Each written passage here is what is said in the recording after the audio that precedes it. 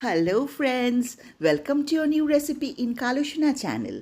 Today's menu is a crispy crunchy fish recipe that everyone will love eating, even if you do not like having fish. Fish pakora, fish fry, whatever or however you may want to call it. They are too delicious. Let's see how you make the recipe. So we start by preparing the fish. I have taken onions. You can make a paste of it, but making a paste will cause water to come out. So what I am doing is using a grater to grate the onion and the ginger. You can see I'm grating the ginger also. I have finished grating the onions. I have taken small pieces of green chili. Take 3 to 4 green chilies and cut them very fine with scissors. You must always remember that these all should go into making of a fine paste or filling.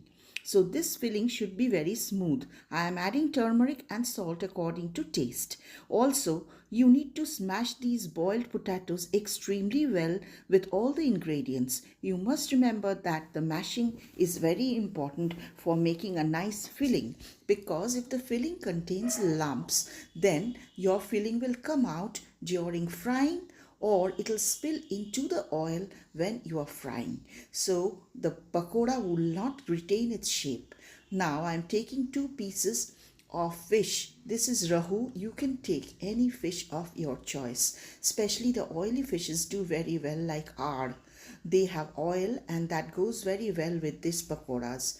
I am taking out the bones, and these are called the belly side fishes or the patar mach. That is, they contain very little bones in them, only 2 to 3 long bones, and is ideal for all this. So when you have any extra piece of fish left, you can always make this recipe and fill your evenings with beautiful snacks. I am taking the fish and smashing it all up, and together you just make a nice filling by using your hands. Yes, friends, you have to use your hands in this, because otherwise the mixing is not very well. The ginger, the garlic, the onions, the fish and the potatoes should all be mixed into one fine filling. Take previously washed and dried up pieces of pui pata or pui shak as we call it in Bengali, and on the inside place the filling and just shut it up like this. The fish pakoras will automatically retain their shapes because of the sticky nature of the filling. The filling is enough, but it should not be too much, otherwise it will come out from the sides. Now look, I have finished making all the pakoras. Now let us make the batter. For making the batter, I am taking besan or gram flour. Gram flour is the ideal ingredient, and mixing a little bit of rice flour for crispiness. Actually, rice flour makes the pakoras extra crispy. We are also using turmeric and salt, and this is the ultimate hidden ingredient that I have used. This is chola dal bata, or a paste of chana dal. This chana dal makes the pakora unique. You just mix this, you soak the chana dal for 4 to 6 hours, and then you crush it or make a paste of it. And you have to make the paste not very fine, but a little bit on the coarser side.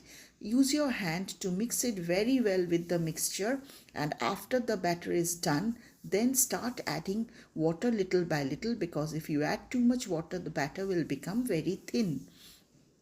Look, I am using my hands to make a batter and to assess its thickness. If the batter is too thin, then it will run out when you dip the pakoras into it. So the batter should be thick enough to give a nice coating to the pakoras when dipped in it.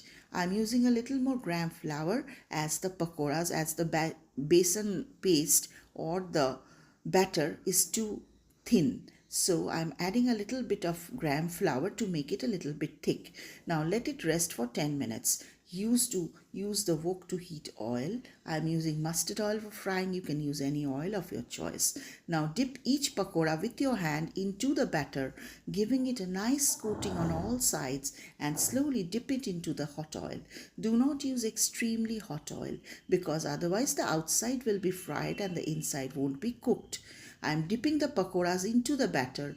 Look how nicely the batter is coating all its sides, and then dipping it into the hot oil. Let them fry a little bit on their sides until done. There, it's done. But look, this side was not done, and that is why it is sticking to the wok. But this was done, and that is why it did not stick. So friends, you can make out, you must allow one side to be done before you turn the pakoras. There, you can look how nice color has come.